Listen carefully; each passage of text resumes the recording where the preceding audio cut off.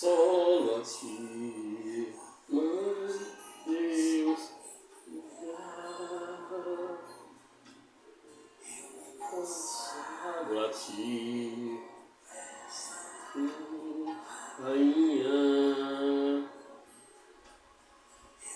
consagro a ti, Mãe Deus, Mãe, eu me consagro a ti, Rainha, bem saber que é imaculada, caso não saber, advogada, quem já foi órfão sabe o valor de mãe, só quem já foi órfão sabe o valor do colo de mãe. Já foi órfão, sabe o valor do colo de mãe. Só quem já foi órfão sabe o valor do colo de mãe.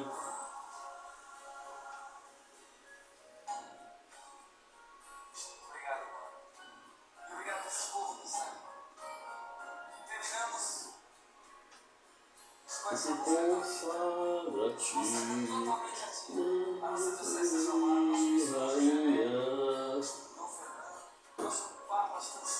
consolo a ti, Mãe de Deus, Rainha. Bom dia, pessoal. Para quem não me conhece, meu nome é Cláudio Sabino, sou advogado constitucionalista e juiz filósofo cristão. Hoje, notadamente dia 7, e 7 remonta aí um número em tese perfeito, segundo Epimênides, um místico, um matemático e filósofo da antiguidade, que defendia a tese pela qual, não obstante o número 7, sob a perspectiva da matemática não ser perfeito, ao revés, o mesmo em tese entendia que o mesmo era perfeito exatamente porque é fruto dos 4 elementos da natureza com a trindade, ou seja, a água, a terra, o ar e o fogo, adicionado à trindade, que é ver Deus em 3 dimensões, ou seja, Deus Pai, Deus Filho e Deus Poder do Espírito Santo. Mas qual fora exatamente a razão da presente abertura? Explico, e como sempre, a resposta é de fácil alcance.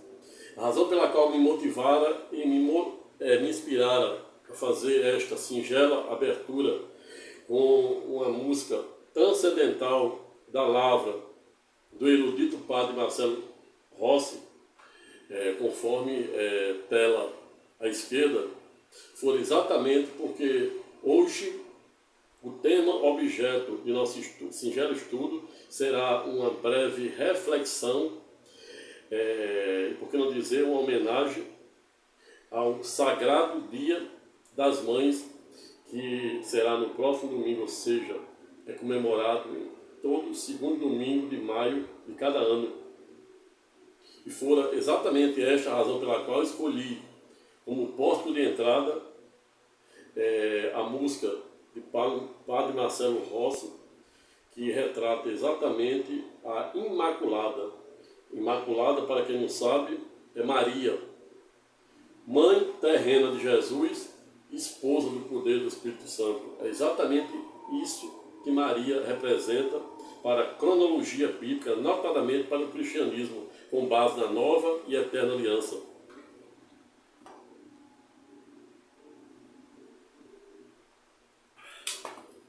E falarmos de um tema tão sensível, porém importante e necessário, qual seja o Dia das Mães, que se avizinha aí o próximo domingo, não poderia deixar de trazer a lume ao presente estudo a pessoa sagrada e divina de Maria, que não obstante ser muito descriminalizada e até mesmo ignorada por muitos, quando diz que Maria, critica Maria, no sentido de a mesma nunca ter feito nenhum milagre.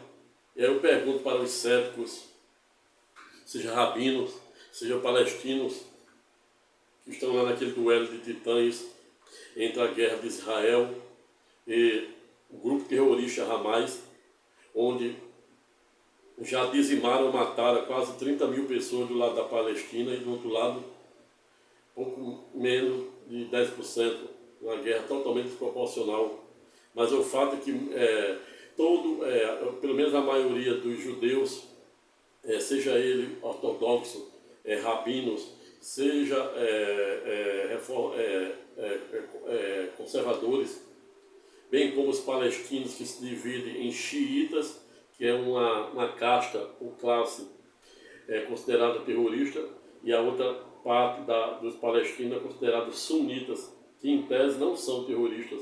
Mas o fato é que essas duas nações, ao revés, até o presente momento, ignora a existência de Maria, ignora a existência do Filho do Homem, ou seja, o Filho unigênito de Deus, que é Cristo Jesus. Não obstante, Cristo Jesus, conforme a soberania divina de Deus, conforme diversas teologias, tanto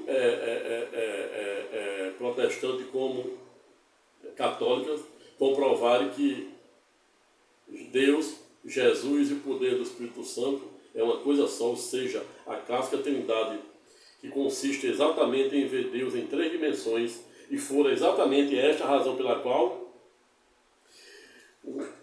na antiguidade, o místico, filósofo e matemático, a saber, Pitágoras, fora pedagógico no sentido de entender que o dia 7, hoje, notadamente, neste momento em que faço esse vídeo de homenagem ao Dia das Mães, ou deve ser considerado um número perfeito, pois o mesmo é fruto, resultado dos 4 elementos da natureza, a saber, a água, a terra, o ar e o fogo, cuja água representa a parte biológica, a terra representa a parte química, o ar representa a nossa mente, e por mente se entenda, que pode ser também entendida como alma, sob a perspectiva teológica, e o fogo representando o Espírito de Deus, pois Deus é um Espírito, Deus é um fogo, que ninguém resiste a ele.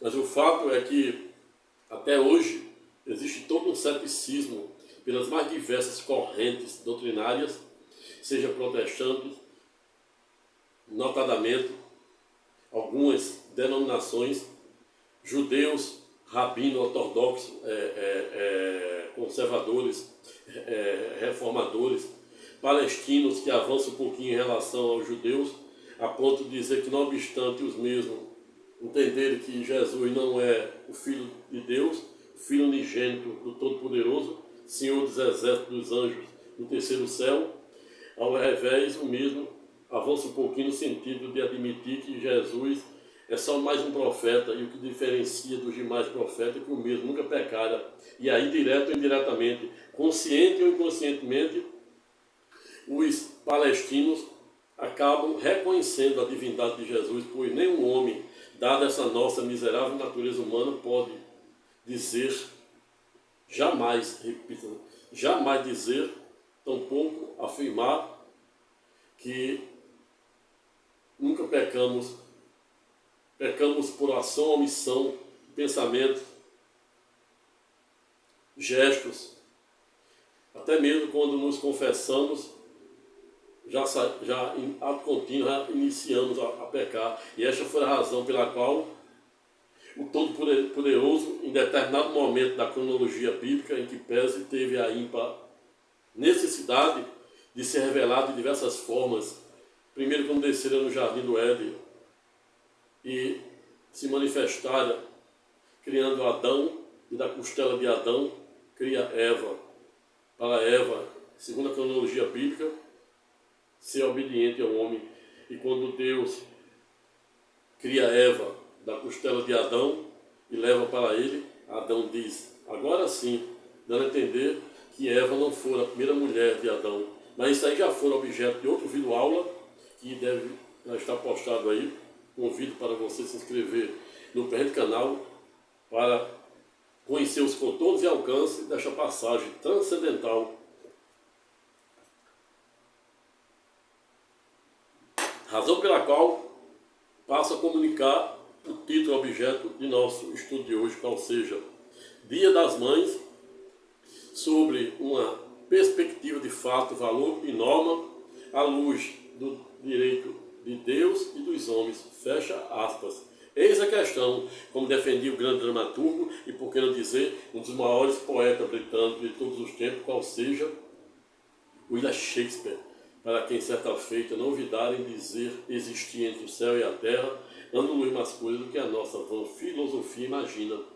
Mas, antes mesmo de propriamente adentrarmos diretamente no pano de fundo ou de mérito da presente temática, sob uma perspectiva histórica, sob uma perspectiva teológica e jurídica, pois aqui irei fazer uma reflexão em três dimensões, ou seja, dimensões de fato, valor e norma.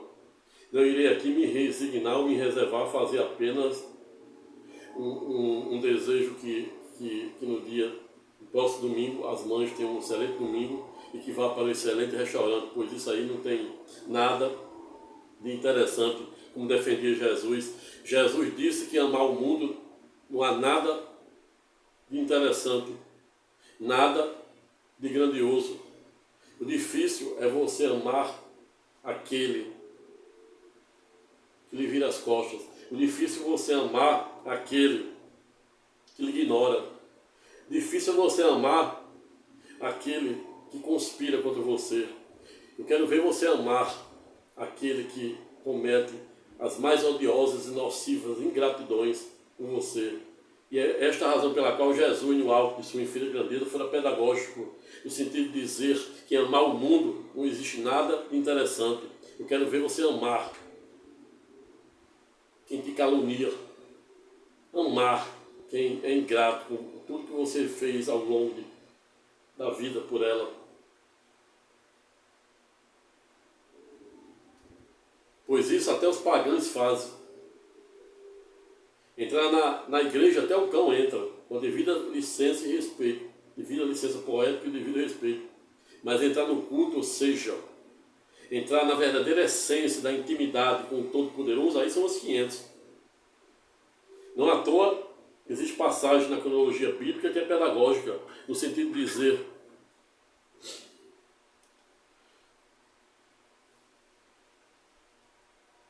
que quanto maior a fraqueza do homem, maior o poder de Deus. E isso a gente observa na passagem de Abraão e sua querida esposa Sara, que era Sarai, e Deus mudou o nome para Sara, que significa princesa.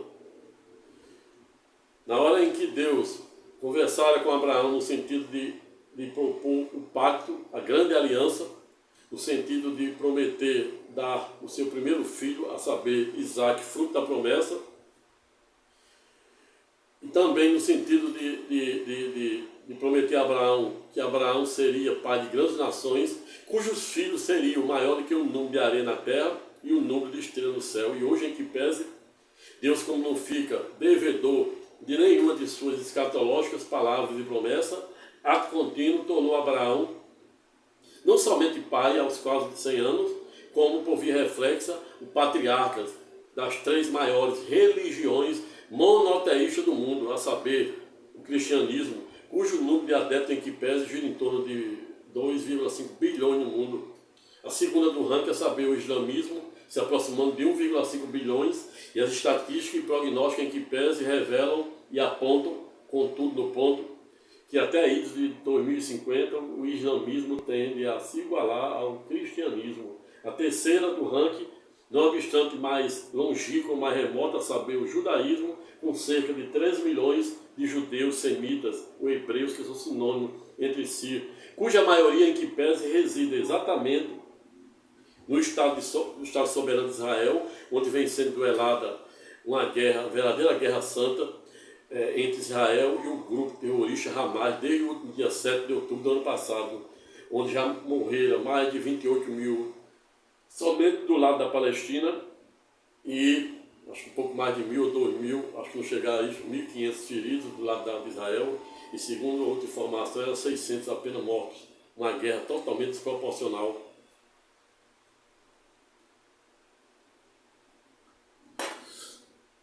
Veja, portanto, que hoje, no momento em que estou aqui a fazer e compartilhar de forma gratuita com os senhores e senhoras, desde já dando as boas-vindas ao Prende Canal da Cidadania, ato contínuo agradecendo aos novos inscritos e aos mais de 33,4 views ou visualização até o presente momento, onde o Prende Canal se aproxima de completar os seus primeiros 10 meses, pois fora criado notadamente, salvo ao juízo, 4 de julho do ano passado, ou seja, estamos aí, a gente completou aí 10 meses, em 10 meses, 33, até ontem, 33,4 views, ou seja, visualização, não obstante o número de inscritos ainda serem tímidos, mas creio e continuo ávido na fé que você que chegou até o presente canal, os 33 mil, quase 33.500 até ontem, que tiveram acesso de conhecer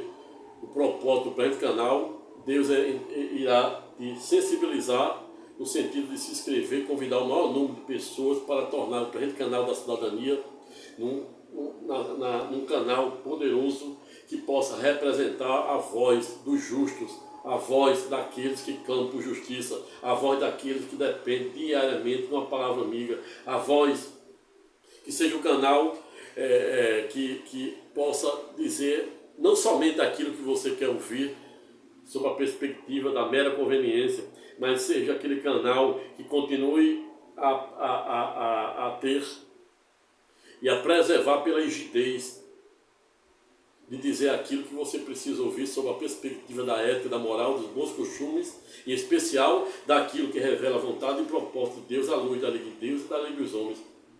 Pois só os hipócritas falam que as pessoas querem ouvir. Aqui, você jamais repita, ouvirá deste que estávamos falar, que é um advogado constitucionalista e justo filósofo cristão, dizer algo que você quer dizer, somente para agradar o seu ego, somente para agradar a corrente dominante. Pois isso quem faz são os hipócritas.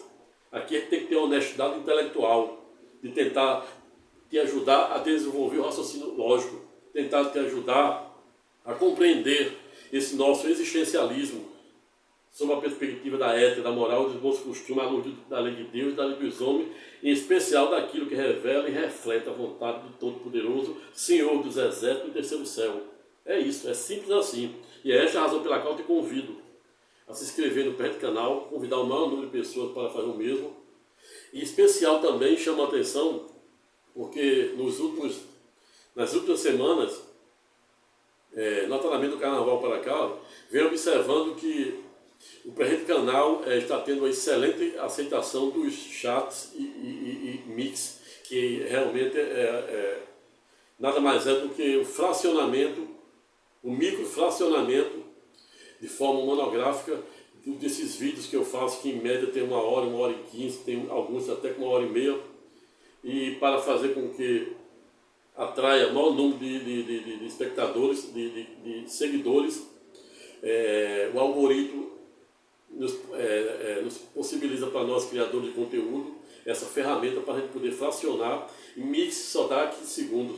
E aí, esta é a razão pela qual eu chamo a atenção apenas a guisa de informação que quando eu publico mix, no formato, na configuração de mix, lá você veja que tem uma seta no meio e lá você apertando, você vai ser automaticamente redirecionado para o vídeo principal e você vai ter a ímpar oportunidade de assistir o conteúdo inteiro.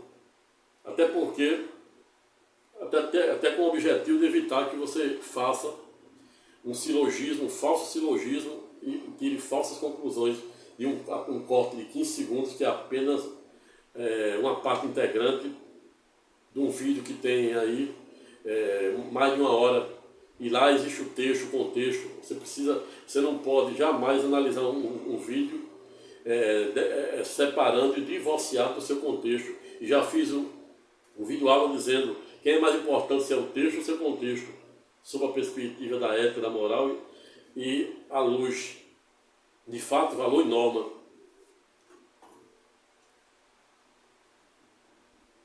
Dito isto, e para que o presente vídeo aula em tese não fique maior do que eu pretendo, somente aqui nesse porto de entrada, já vou aqui com 20 minutos, quase 21 minutos. Peço licença aos senhores para entrar na sua vida, para entrar na sua casa, com devido respeito, para neste momento, antes de dar continuidade à parte histórica, introdutória, sobre a perspectiva histórica para a gente estudo, que será denso, tenham um pouco de paciência, mas vocês terão muito a aprender sobre a perspectiva do direito, da filosofia, em especial da teologia cristã, judaica e islâmica. E essa é a razão pela qual, como hoje é um tema em tese divino e sagrado, a saber falar da mãe, e a maior de todas, a saber Maria, mãe e esposa, mãe terrena de Jesus, esposa do poder do Espírito Santo, não posso deixar de trazer ao presente estudo uma oração que gosto muito da lavra do pai da escolástica, a saber São Tomás de Aquino, nos termos que segue, abre aspas, Criador inefável, vós que sois a fonte verdadeira da luz e da ciência, derramai sobre as trevas da minha inteligência um raio da vossa claridade. Dai-me inteligência para compreender, memória para reter, facilidade para aprender, sutileza para interpretar e graça abundante para falar-te. Meu Deus, semeia em mim a semente da vossa bondade. Fazei-me pobre sem ser miserável, humilde sem fingimento, alegre sem superficialidade, sincero sem hipocrisia, que faça o bem sem presunção, que corrija o próximo sem arrogância, que admita a sua correção com soberba, e que minha palavra e a minha vida sejam coerentes. Conceder-me verdade das verdades, inteligência para conhecer-vos, diligência para vos procurar. Sabedoria para vos encontrar, uma boa conduta para vos agradar, confiança para esperar em vós, constância para fazer a vossa vontade. Orientai, meu Deus, a minha vida.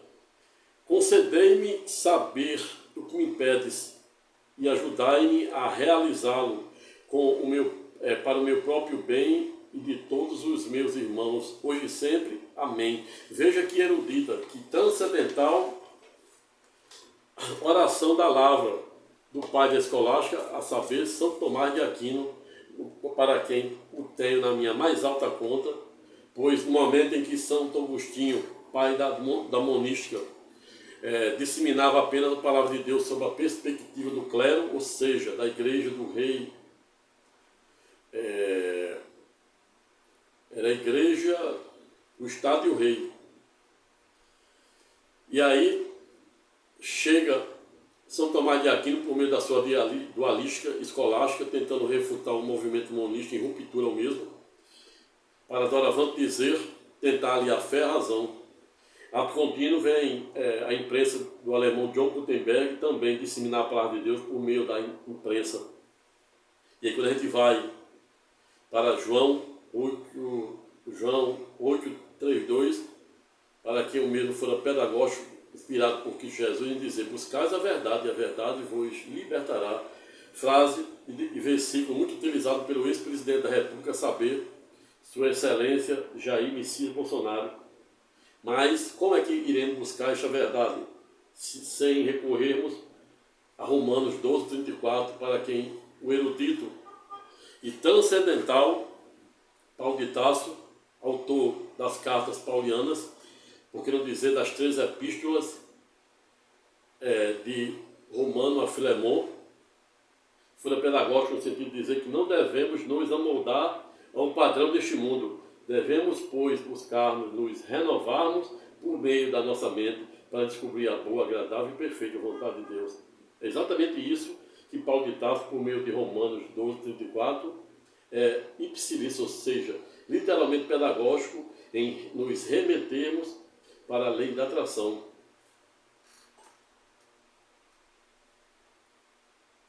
Dito isto, passo a dissecar sobre a perspectiva histórica da origem do Dia das Mães. Ato contínuo, lembrando que o primeiro movimento marco como porto de entrada para o reconhecimento ou criação do Dia das Mães, que hoje se comemora no segundo domingo de maio de cada ano, se dera notadamente em idos de 1850, ou seja, no século XX, por meio de um ativista norte-americana, Sabian Jarvis, que era uma voluntária que defendia, defendia as questões a mortalidade infantil das crianças de onde ela morava, que era na Virgínia. E esse movimento se vira de marco ou de porto inicial para aquilo que hoje é conhecido como o Dia Universal das Mães. Dado o movimento, ficará marcado na ocasião em que Anne Jarvis, que é a respectiva ativista norte-americana na causa que combatia as causas da mortalidade infantil, onde naquela época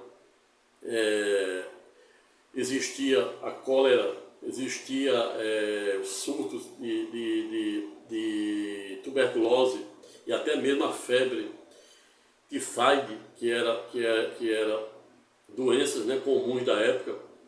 E aí ela tinha 13 filhos e na ocasião perderam 9 desses 13 filhos. E em razão disso, dada luta pelo reconhecimento do Dia das Mães, em homenagem ao Dia das Mães, dado o projeto é levado adiante por meio da sua filha, logo após a morte de sua mãe, a saber, Anna Jarvis, que dá continuidade ao projeto de sua mãe em tentar criar, em comemoração a mesma, o Dia das Mães. Dado o movimento das mães, houve a primeira convocação do dia, notadamente para o reconhecimento do Dia das Mães, notadamente em 1908, ato contínuo sendo oficializado pelo estado da Virgínia, que era o estado onde Anne Vage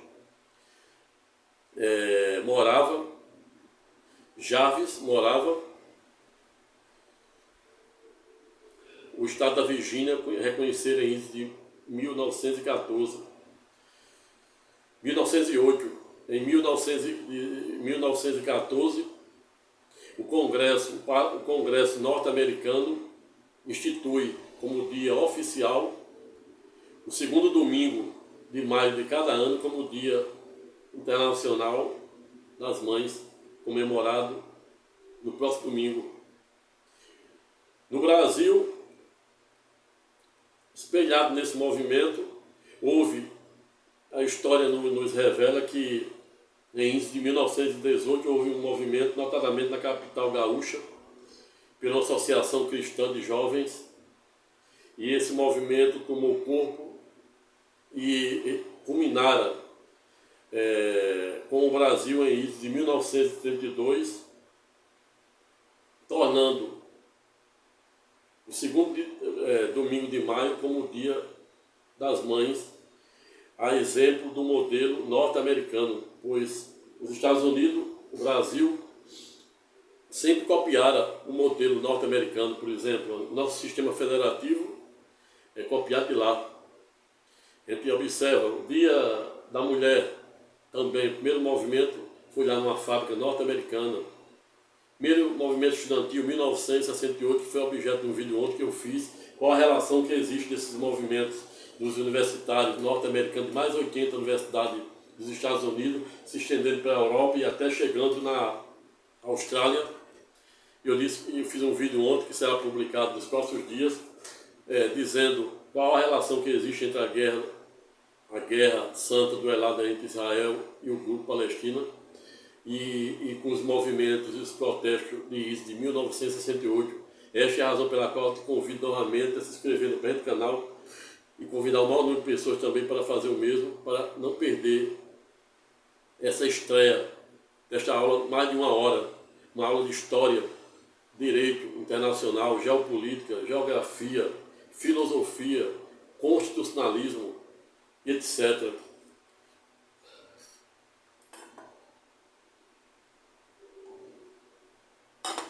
Vejo, portanto, que essa fora a origem histórica do dia, que será comemorado no próximo domingo, ou seja, todo segundo domingo de maio de cada ano, o Dia Sagrado das Mães. E qual a origem, sob a perspectiva teológica, sob a perspectiva bíblica? Explico, e como sempre, a resposta de fácil alcance. A origem do Dia das Mães, sob a perspectiva bíblica, começa lembrando a história lá do Jardim do Éden, Gênesis, onde tudo se dera. Deus cria a primeira mulher, a saber, Eva, colocando Adão para dormir, um sono profundo, ato contínuo, remove uma de suas costelas e cria a mulher, ou seja, Eva, leva até o mesmo e o mesmo diz, agora sim, dando a entender que Eva não teria sido a primeira mulher. Mas isso aí já foi objeto de outro vídeo aula que não irei adentrar aqui para não tornar mais densa a presente temática.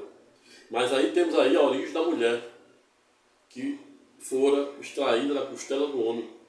Segundo a cronologia bíblica, segundo as cartas paulianas, ou seja, as epístolas escritas por Paulo de Tarso, aquele que de algoz, o maior algoz de Cristo Jesus e de seus seguidores, passou a ser aquele homem que iria escrever mais de 50% do Novo Testamento com base na nova e eterna aliança, da primeira carta de Romanos a Filemon. E há quem diga, como também este que estávamos a falar, que dado a intelectualidade de Paulo de Tarso, mesmo também era advogado assim como eu, um advogado romano, não obstante ele ser da região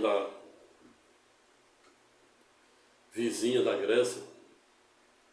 Tarso, ele era de Tarso na verdade.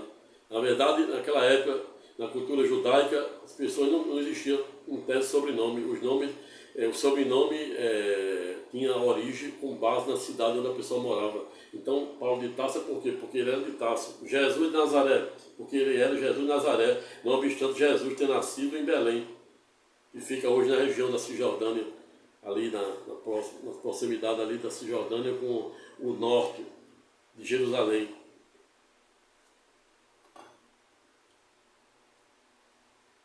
E aí observamos aí a origem, né, da mulher por meio da criação do costelo de Adão. E há muitos que perguntam por que Deus criara Eva da costela de Adão e não de outra parte do corpo. Explico, como sempre, sob a perspectiva da ciência, notadamente no que aduz corolários ou postulados da genética, Deus, em tese, criara Eva da costela de Adão, exatamente porque é na costela onde estão as células, as clássicas células troncos embrionárias. E para ela ser também, né, obediente ao homem. Quem diz isso não sou eu.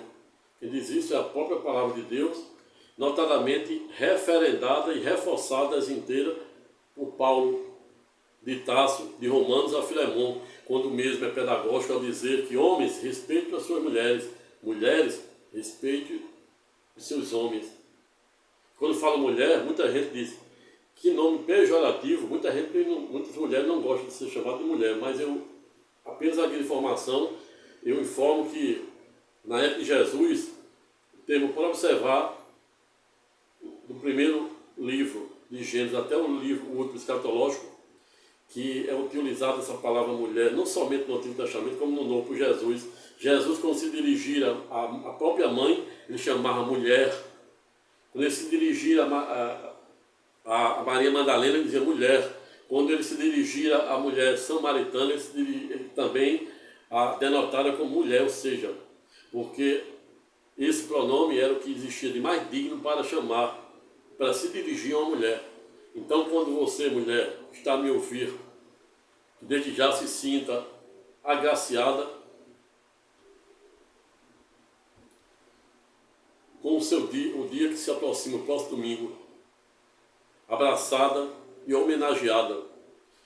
Se alguém te chamar de mulher, se sinta abraçada pelo Todo-Poderoso, a saber, o Senhor dos Exércitos, Cristo Jesus, o Alfa e o Ômega, ou seja, o primeiro e o último, o início e o fim, o princípio e a eternidade, hoje e sempre. Amém. Pois mulher era o pronome de tratamento utilizado por Cristo Jesus para todas as mulheres, independentemente da casta, independentemente da qualificação social, econômica. Ele se dirigiu para a mulher. Quando Jesus estava dilacerado na cruz, ele falara 7 palavras. Uma delas no sentido de dizer: Pai, ele não sabe o que faz, é o tamanho do esvaziamento. Dilacerado na cruz. E ele teve um esvaziamento de dizer: Pai, ele não sabe o que faz. Outra frase dita por Jesus na cruz foi a que ele disse: hoje mesmo, em verdade vos digo, que hoje mesmo estará aí comigo no reino do céu. Ou seja, existia Jesus, estava no meio. Jesus estava no meio, existia 3 cruzes. Jesus estava no meio. Jesus estava no meio e aqui tinha 2 ladrões. Um ladrão ficou blasfemando com Jesus: você não é o filho do homem? Se liberta e liberta a gente também. E o outro disse: homem, a gente está aqui porque ele te roubou e matou. Mas ele não, inocente, se arrependeu. E esta é a razão pela qual Cristo Jesus, no alto de sua infinita grandeza, disse: hoje mesmo, em verdade vos digo, hoje mesmo estarás no reino do céu. Mas a terceira frase que ele disse na cruz foi se dirigindo à mãe Maria, esta que está aqui ao lado, a Imaculada. Quando eu digo que Maria é Imaculada, não somente eu, mas a teologia cristã, é porque ela foi virgem antes, durante e depois. Ou seja, do mesmo jeito que Jesus entrara no ventre de Maria, por meio do Espírito Santo, ele saiu, como se fosse um corpo de Maria invisível. Por isso que ela é considerada imaculada. Não à toa, essa foto que está aqui, na abertura do vídeo, ilustrando este dia sagrado das mães, é o Padre Marcelo Rossi, com a música Imaculada. Exatamente porque não há como falar de mãe sem enaltecer, em primeiro lugar, o nome de Maria. Mas a terceira frase dita por Jesus na cruz foi: mulher, se dirigindo à própria mãe: mulher, está aí o seu filho. E depois ele disse: filho, está aí a sua mãe. Se dirigindo a quem? A João. Não João Batista, que batizaram Jesus, mas a João, aquele que fora o único que morrera de morte natural na ilha de Patmos aos 94 anos. E não à toa, João era o único que estava, dos 12 discípulos, no Calvário de Jesus, ou seja, na cruz, juntamente com as duas Marias, Maria Madalena e Maria, mãe de Jesus e esposa do poder do Espírito Santo. Então, se tem alguém que ainda continua cético em perguntar, em duvidar da divindade de Maria, porque em tese entende que ela mesma nunca fez nenhum milagre, aí eu pergunto, existe milagre maior de uma mulher camponesa lá de um povoado que só tinha, segundo os arqueólogos britânicos, em estudo que fizeram na região onde morava, onde Jesus foi criado, e era a região de Maria e de José, lá não tinha mais do que 50 casas. Aí eu pergunto para os céticos, existe milagre maior do que uma mulher camponesa morando num vilarejo com apenas 50 casas, ser escolhida pelo Todo-Poderoso para ser a mãe de seu filho unigênito e esposa do poder do Espírito Santo? Se isso não for milagre, eu não sei o que é mais não. E essa é a razão pela qual ela é imaculada, porque ela foi virgem antes, durante e depois. E ela é considerada não somente a mãe terrena de Jesus, como também a esposa do poder do Espírito Santo, assim como a esposa do leão da tribo de Judá, saber Cristo Jesus, a Israel, segundo o último livro escatológico da Bíblia, saber Apocalipse, que significa revelação. A revelação de Cristo Jesus na ilha de Patmos, quando ele aprende o terceiro céu para seu querido discípulo, o apóstolo João, o único que estava na cruz. E os demais, onde é que estavam os outros 11 discípulos? Na última Santa Ceia, Jesus disse, aqui haverá três que irá me negar. Um que irá me negar 3 vezes, que fora exatamente Pedro Simão, e esta é a razão pela qual eu digo que Pedro Simão jamais pode ser a parte da Igreja Católica. Imagine que quando disseram que Pedro Simão seria a parte da igreja, o inferno entrou em festa. Disse, eita, que igreja fácil de ser destruída. Pedro Simão não é a base da igreja. A base da igreja é a Petra. Petra é uma cidade hoje que está em ruína e representa, a Petra é Cristo Jesus. Cristo Jesus é a base da igreja. Pedro Simão não é a base. Pedro Simão é a própria igreja que representa cada um de nós, dada essa nossa miserável natureza humana e pecador, que diariamente demanda de ser, assim como uma pedra de paralelepípedo lapidado com o fogo do Todo-Poderoso. É assim. Então Cristo Jesus que é a base, é a pedra da igreja. Pedro Simão é a própria igreja, ou seja, representa essa nossa miserável natureza humana pecadora, que temos que fazermos o maior esforço possível para nos esvaziarmos, para tentar nos espelhar na mente de Cristo. Simples assim. Certa feita, os irmãos de Jesus disseram, Jesus pregando no Sermão da Montanha, e chegaram os discípulos comunicando que a família terrena dele estava chegando. Ele disse, o quê? Uma história, seus irmãos estão vindo aí, seu pai, sua mãe. Ele disse, meu pai não é desse mundo. O poder do Espírito Santo é como o vento, ninguém sabe de onde vem, nem para onde vai. É assim como eu. Não sou desse mundo. E ele disse também, por meio de Mateus, João, que quem ama pai e mãe mais do que ele, não pode ser seu seguidor. Olha a dica dele aí. Quem ama pai e mãe mais do que eu, não pode ser meu seguidor.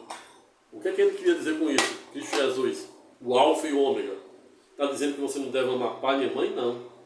Ele está dizendo a mesma coisa que ele disse. Não será meu seguidor aquele que não tiver disposto a ter um amor tão grande, capaz de ser perseguido, humilhado e até morrer, como foi o caso de Paulo de Tarso. Paulo de Tarso, quando ia armado até os dentes no caminho de Damasco, na Síria, para perseguir, prender, quiçá, até mesmo matar os discípulos de Jesus que lá se encontravam pregando, ato contínuo, que Jesus, mesmo estando sendo dilacerado na cruz, aparece para antigo Saulo, intercepta e joga ele no chão com a tocha de fogo, deixa ele cego por 3 dias. Ato contínuo manda os soldados levá-lo, o próprio soldado de Saulo levá-lo até a casa de Ananias. Ato contínuo aparece em sonho para Ananias e diz: Ananias, estou mandando aí um homem para a tua casa de praia, para você recebê-lo, alimentá-lo, que vai chegar aí muito fraco, o batize, pois doravante ele será meu pregador. Ananias pergunta: como, Senhor? Como é o nome dele? Ele diz: é Saulo de Tarso. Disse: é o que, Senhor? Saulo? O nosso maior algoz, Cristo Jesus, no alto de sua infinita grandeza, disse: é Saulo. Escolhi Saulo para ensiná-lo a sofrer pela minha causa. Desde a primeira pregação de Saulo até o último suspiro, quando ele fora literalmente decapitado, Saulo diz ter feito o bom combate. E por bom combate se entendam: é você nunca abrir mão daquilo que você acredita. É você nunca abrir mão daquilo que revela e reflete a vontade de Deus. E esta é a razão pela qual, quando Cristo Jesus diz que não devemos amar pai nem mãe mais do que ele também, por via reflexo, não está dizendo que não devemos amar os nossos pais biológicos, nossos pais terrenos. Na verdade, nós não somos seres humanos que estamos aqui para viver uma experiência espiritual, e sim o contrário. Somos seres espirituais que estamos aqui para viver uma experiência humana. E é esta a razão pela qual a gente deve se fazer o maior esforço possível para diariamente se espelhar na mente de Cristo e se esvaziar da matéria. E é somente assim, buscando se esvaziar da matéria, desse materialismo arminiano, deste mundo materialista, desse nosso existencialismo, é que temos a oportunidade de termos a intimidade, dar o primeiro passo, como dizia Martinho Luther King, para iniciar a construção da fé e a intimidade com o Todo-Poderoso, o Senhor dos Exércitos, que 500 anos de Cristo, primeiro chamou de Deus desconhecido.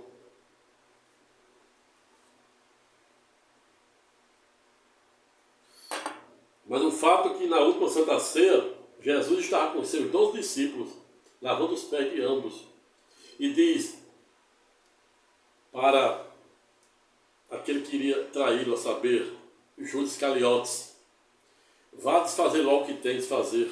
Ele deixa naquele momento Judas Iscariotes ser tomado pelo demônio, pois o demônio só age quando Deus permite.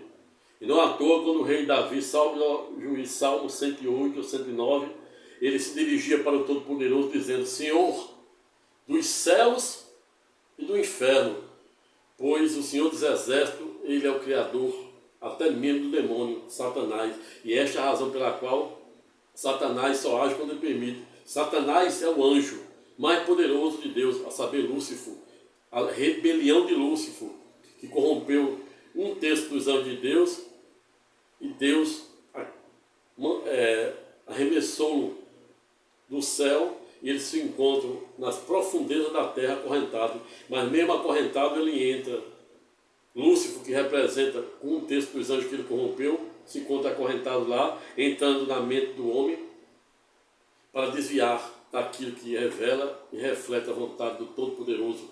Mas Lúcifer tem poder, mas não chega nem perto do poder de quem o criou, que for o Senhor dos Exércitos, dos anjos do terceiro céu. Mas Jesus estava em sua última Santa Ceia com 12 discípulos escolhidos, os homens pescadores, muito abaixo da média. E ele permitiu que o demônio tomasse Judas para ele fazer o que ele tinha que fazer, que era vendê-lo por 30 moedas de prata. Isso aí fazia parte do seu projeto de redenção. Isso aí será objeto de outro vídeo aula, onde eu irei contextualizar dela temática. Mas Cristo Jesus, naquele momento da última Santa Ceia, no cenáculo, que era o lugar onde ele se encontrava com o discípulo, e foi também no cenáculo onde ele, depois que fora crucificado e ulteriormente ressuscitado no terceiro dia, depois de pregar 40 dias e 40 noites, reúne 500 testemunhas por fora do cenáculo, que representava o mundo da época, para derramar o dom do poder do Espírito Santo por labareda, língua de fogo. e todos os discípulos e as Marias que se encontravam naquele cenáculo começaram a soar línguas estrangeiras.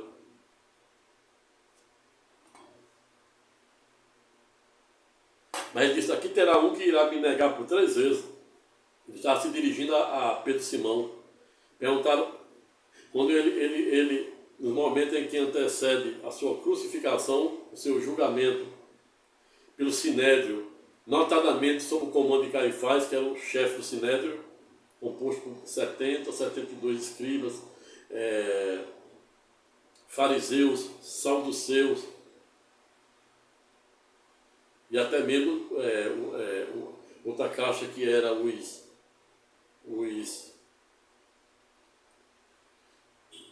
não vem à mente aqui, mas o fato é que naquele momento em que ele estava no cenáculo, ele disse, um aqui irá me negar por 3 vezes, ele estava se dirigindo a Pedro Simão. Pedro Simão, quando ele nomeia ele, Tiago e João, para seu vigia, no momento em que ele orava por 3 vezes, lá no Monte Morial, antiga cidade do rei Davi.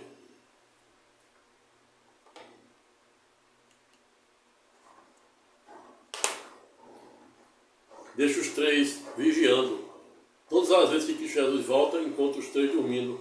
Pense que vigia, bons que Cristo Jesus foram nomear.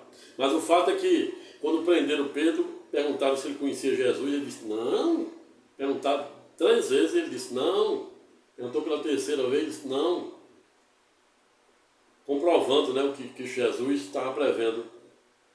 E São Tomé só acreditou que ele havia ressuscitado quando ele, depois de subir para o 3º céu, depois de ser ressuscitado e ser glorificado pelo Pai, aí deixou o cético São Tomé tocá-lo e ele disse, agora eu creio. Cristo Jesus disse, bendito aquele que crê sem ver. Veja aí que os contornos e alcance da fé.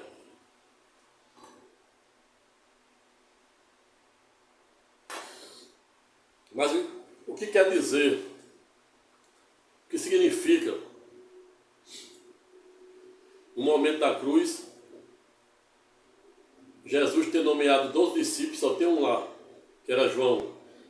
João, aquele que escrevera o último livro da Bíblia, a saber, Apocalipse. No momento em que ele escapara de ser morto numa caldeira de azeite pelo imperador romano. E o imperador disse, esse é mais um bruxo, exila na ilha de Patmos. Chegou lá, como na vida terrena, a maneira de abrir as portas é com a chave de metal. Para abrir o 3º céu tem que ser joelho no chão e a mente lá no 3º céu, na oração. E Cristo Jesus abre o 3º céu e diz, trouxe um homem aqui por lógica que estava falando de Paulo de Tarso. Ele ficou tão impressionado que não conseguira escrever uma vírgula. Começa a escrever as 7 cartas dirigidas aos 7 anjos do Apocalipse, que atualmente em Kipés se encontra localizado no interior da Turquia, cuja Filadélfia fora só elogio e Laodiceia só reprimenda. Ou seja, ato contínuo comprovando que a igreja de Filadélfia deve ser um modelo esperado e desejado por Cristo Jesus para todos os cristãos ortodoxos, no mínimo que pretende ser.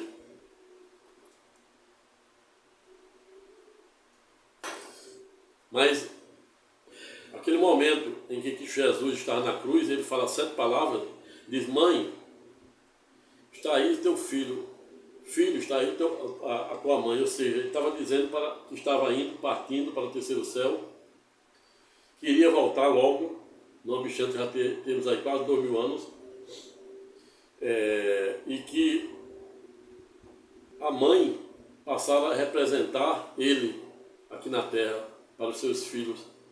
E o filho, que ele estava se dirigindo a João, significa exatamente cada um de nós que deve usar como espelho e descobrir quem são os verdadeiros amigos na hora da dor, da opressão, da perseguição. Jesus nomeara 12. Somente um estava no pior momento da sua vida. Ele fizeram a sua última ceia com os 12. Dos 12, um o traiu, vendendo por 30 moedas de prata. O outro, a saber, Pedro Simão, negou por 3 vezes.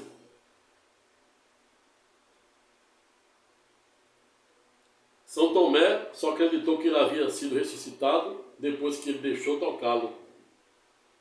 E porque só tinha um lá na cruz, dos 12 discípulos, a saber, João.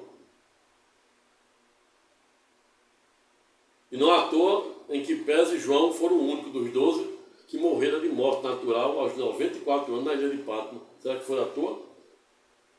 João significa cada um de nós. Jesus estava na sua última ceia. Entenda, a gente está, por exemplo, celebrando um jantar com nossa família, as pessoas mais queridas, amigos, esposas, namoradas, colegas, vizinhos, etc. E a gente dá o melhor, a gente convida os amigos, os parentes, para compartilhar o melhor que a gente tem. Quando a gente vira as costas, as pessoas saem, ficam caluniando, ficam conspirando contra você. É isso que é aquela passagem, aquela fala de Jesus, dizendo: mãe, está aí teu filho. Filho, está aí tua mãe. É dizendo para o filho cuidar da mãe e a mãe cuidar dos filhos.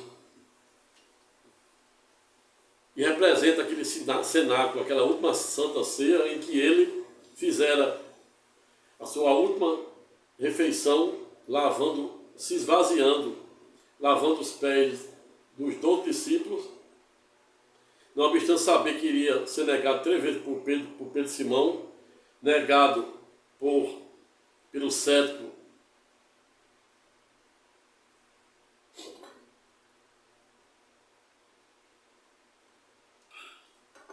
iria ser negado 3 vezes por Pedro Simão, iria ser traído por 30 moedas de prata por Judas Iscariotes e também iria ser traído na fé, pelo cético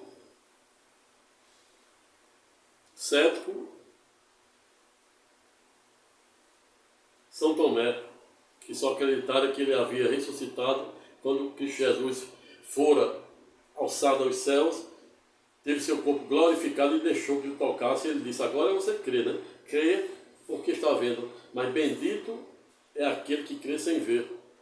Veja, portanto, que aquele período da Santa Ceia representa você convidar um amigo, um irmão, um parente para uma refeição, para um churrasco na sua casa, e quando você vira as costas, ele sai me caluniando, conspirando contra você. Aquele período ali, que não obstante Jesus ter escolhido 12 discípulos, mas só tinha um, nos faz refletir quem são os nossos verdadeiros amigos. Às vezes, os nossos maiores inimigos estão dentro do próprio sangue, da própria família. E isso a gente viu na história de Jesus. Os próprios irmãos de Jesus mandaram ele para triunfar em Jerusalém, no caso, domingo de Ramos. A cidade em que ele foi criado, a saber, Nazaré. Muitas vezes ele fora indagado a razão pela qual ele não havia feito milagre na própria terra. Ele disse: não há milagre onde não há fé. Você está vendo aí de onde vem isso aí, que santo de casa não faz milagre, porque a própria família não acredita em você. Você renuncia a sua vida, você dá o que comer, beber e vestir, renuncia a sua juventude para cuidar de irmãos, mãe, etc. E em determinado momento da vida você é apunhalado pelas costas, com a conspiração, com calúnias, sem nenhum fundamento, que dói na alma e dói na carne. Representa exatamente esse momento da cruz, que Jesus, não obstante ter escolhido 12 discípulos, só tinha João. João representa você que está sendo aí, que é um verdadeiro cristão na acepção jurídica do termo, é caridoso, mesmo que você se declare ateu, mas você é uma pessoa bondosa, caridosa, generosa, ajuda as pessoas, porque nada adianta a pessoa dizer que é cristão quando as suas práticas são ao revés, diametralmente opostas, ou seja, age como pior do que um fariseu. E não à toa, para Deus é mais importante ele ouvir da boca de um ateu que ele é ateu. Quando ele entra no coração daquele ateu, ele vê que ele é mais cristão do que aqueles que frequentam as sinagogas, as missas de domingo. É isso. E me vem à mente aqui Billy Graham, dos grandes protagonistas do ativismo norte-americano, que morreram aos 99 anos, fora conselheiro de todos os presidentes norte-americanos de sua época. E ele disse que a palavra de Deus é a bússola do cristão. Para além disso, mesmo fora pedagógico, no sentido de dizer que a fé divorciada de ação é inócua, pois ela não atinge a sua plenitude, referendado pelo Evangelho de Tiago, quando diz que a fé não pode ser como as ondas de um mar flutuante, ela tem que ser uma fé fervorosa, ato contínuo, referendada pelos eruditos ensinamentos de Paulo de Tarso, de Romanos a Filemão, quando diz que o cristão deve ser, que não pode ser nem frio nem morno, ele deve ser fervoroso. E aí me vem à mente aqui uma fala de um erudito best-seller, a saber, Dr. Augusto Cury, para quem o tenho na minha mais alta conta, que escreveu Como se inspirar na mente de Cristo. Escreveu também Os Cárceres Mentais, dentre diversas outras. Augusto Cury, para quem não sabe, ministra aula até para os membros da ONU. Mas o que me chamaram a atenção é uma fala do erudito e transcendental, cardiologista e palestrante, a saber, Dr. Augusto Cury, foram a fala dele no sentido de dizer que no passado ele era considerado um ateu fervoroso e hoje ele se declara como um cristão sem fronteira. Parabéns, Dr. Augusto Cury, para quem eu tenho na minha mais alta conta. É assim, simples assim. A gente tem que saber, o verdadeiro cristão tem que saber buscar a verdadeira essência da espiritualidade. Não somos seres humanos que estamos aqui para viver uma experiência espiritual, e se o contrário, somos seres espirituais criados pelo sopro das células de Deus, que estamos aqui para viver uma experiência humana e não o contrário. E esta é a razão pela qual concluo o presente estudo temático no sentido de dizer que não somos santos e ninguém pode ser. E a melhor maneira de homenagearmos todas as mães e mulheres do Brasil é exatamente remontando esta transcendental, histórica e passagem bíblica de Maria, a grande Imaculada. Imaculada por quê? Porque ela foi virgem antes, durante e depois. E ela é considerada não somente a mãe terrena de Jesus, como também a esposa do poder do Espírito Santo. E para aquele cético que diz que Maria não fizera nenhum milagre, eu pergunto, existe milagre maior do que uma camponesa que morava no vilarejo de Nazaré, cujo arqueólogo britânico, certa feita, não ouvidaram em dizer que só existia humildes 50 casas, ser escolhido pelo todo-poderoso Senhor dos Exércitos para ser mãe unigênita de seu filho? Acredito que não. Se isso não for milagre, eu não sei o que será milagre. E esta é a razão pela qual cai por terra as críticas dos céticos, sem nenhum demérito aos mesmos, que assentam em uma síntese estreita que Maria não acredita que Maria é mãe de Deus, e pior ainda, esposa do poder do Espírito Santo, porque ela nunca fizeram milagre. Aí, se isso não for um milagre, vejo, portanto, que não há uma maneira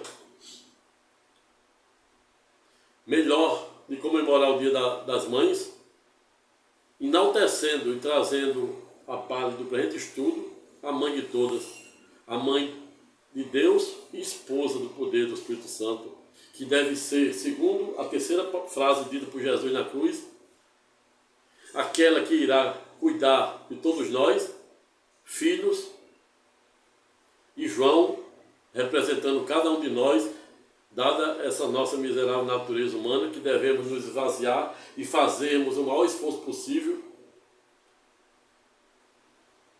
para fazer aquilo que revele e representa a vontade de Deus. E é exatamente com estas singelas palavras, como dizia um poeta espanhol, qual seja Francisco Gumões Quevedo, para quem certa feita não ouviram em dizer que as palavras são como as moedas, onde às vezes poucas valem muito, como o dólar, o euro, em especial o dinar do Kuwait, que vale 3 ou 4 vezes mais do que o dólar, pois é cotado com barril de petróleo. E ao revés, às vezes muita vale pouco, como é o caso das moedas da Argentina, que ipsilício, não vale quase nada. Razão pela qual sou adepto das poucas palavras que valem muito, no sentido de concluir o presente e singelo vídeo de comemoração ao Dia das Mães,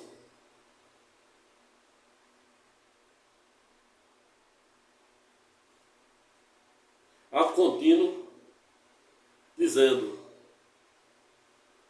que Maria representa cada mãe que deve cuidar de seus filhos,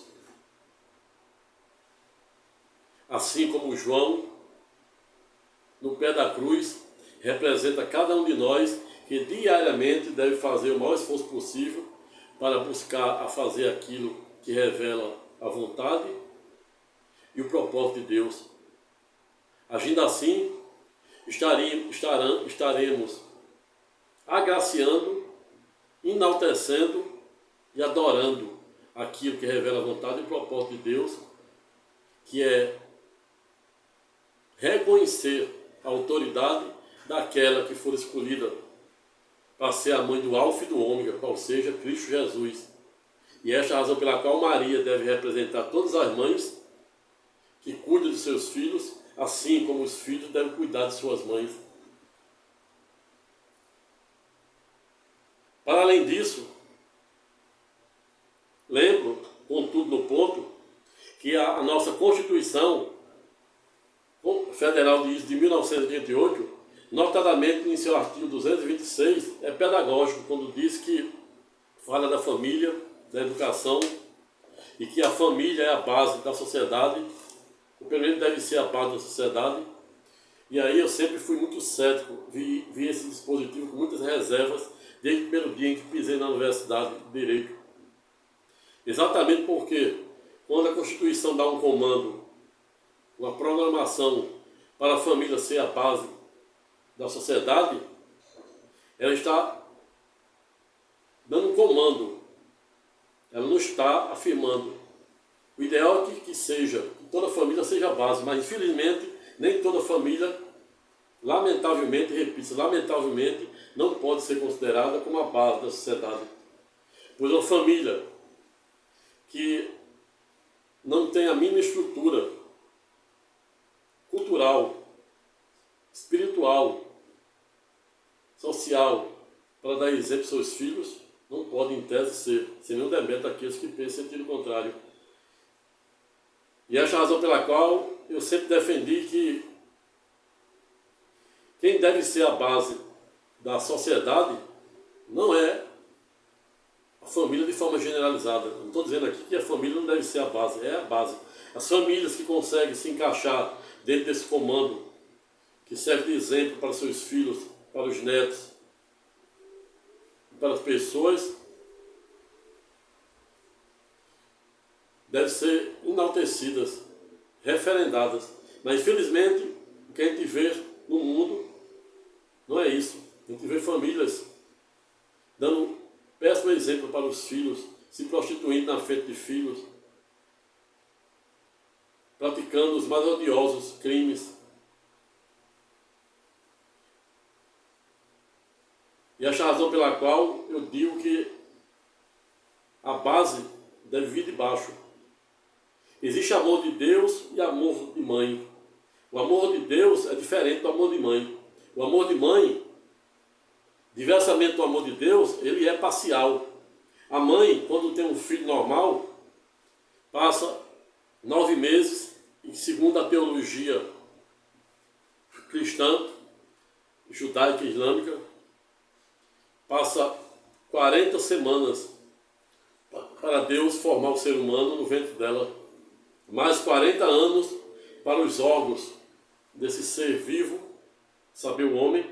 Quando eu digo o homem como um ser, está amadurecido, totalmente completo. São os 40 anos, por isso que diz que o homem só é homem aos 40. É porque são 40 semanas para formar o ser humano no ventre da mãe e mais 40 anos para esses órgãos amadurecerem.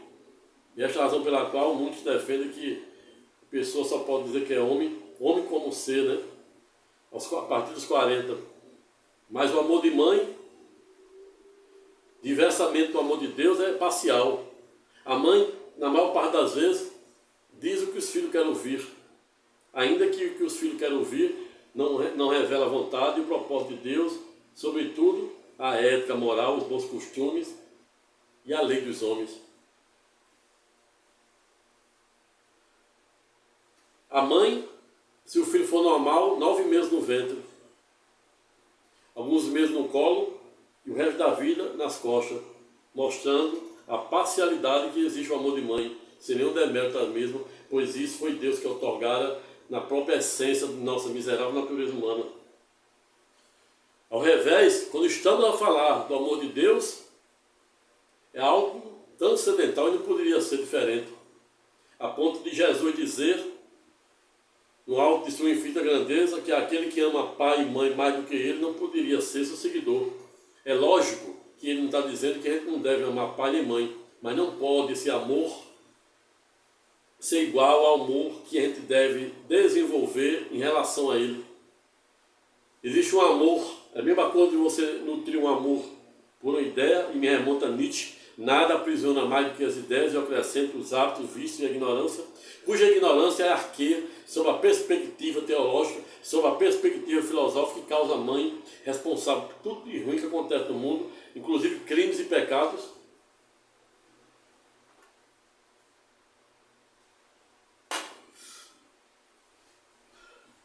Mas o amor de Deus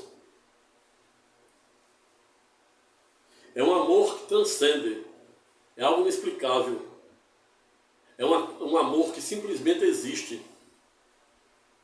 é um amor que dispensa qualquer comentário, é uma sensação, é um espírito, é uma energia, uma força motriz que se comunica, ou pelo menos tenta se comunicar diariamente conosco, pois, segundo Jó 3, 15, 18, Deus diariamente tenta falar com o homem por meio dos sonhos, imagens e fruto da sua criação, como um simples arco-íris de 7 cores, que representa a santa aliança feita entre Deus e Abraão, que se estende a cada um de nós. Mas o amor de Deus, assim como diversamente o amor de mãe, é algo imaculado, como é Maria. Maria virgem antes, durante e depois. É um amor puro, um amor que não tem maldade. É um amor que diz o que a gente precisa ouvir e não o que a gente quer ouvir. E me vem à mente a Elizabeth Naumann, por meio da sua erudita teoria espiral do silêncio, quando é pedagógica no sentido de dizer que as pessoas vão para as mídias em massa, mesmo sendo sabedoras que determinada coisa é errada, e diz exatamente o contrário para agradar as correntes dominantes. É isso que Deus não faz. Deus jamais, repita-se, jamais irá dizer o que a gente quer ouvir, e sim o que a gente precisa ouvir. E é esta exatamente a razão pela qual faço essa diferença adimetrial do amor de mãe e do amor de Deus. O amor de Deus, Deus diz para o homem, a mãe, o bom professor e o bom advogado, os pais devem dizer para os seus filhos, assim como os professores para seus alunos, e no caso de cliente, os advogados para seus clientes, não o que eles querem ouvir, a não ser que o que eles querem ouvir esteja dentro daquilo que revela a vontade e propósito de Deus, sob a perspectiva da ética, da moral e à luz da lei de Deus e da lei dos homens. Mas se não for, o verdadeiro professor, o verdadeiro pai, a verdadeira mãe e o verdadeiro advogado deve dizer, no caso do advogado, o que o seu cliente precisa ouvir. Os filhos, no caso da mãe, o que os seus filhos precisam ouvir. E no caso dos professores, o que eles precisam, seus alunos precisam ouvir, sob a perspectiva da ética e da moral, em especial daquilo que revela a vontade e o propósito de Deus, à luz da lei de Deus e da lei dos homens. E é isso. É essa diferença, adimetrialmente falando, que divide o amor de Deus em relação ao amor de mãe.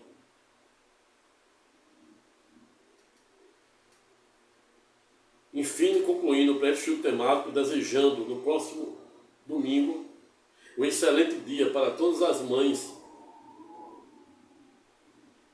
que, assim como Maria, deve continuar rígida, cuidando de seus filhos, e o apóstolo João, que representa cada um de nós,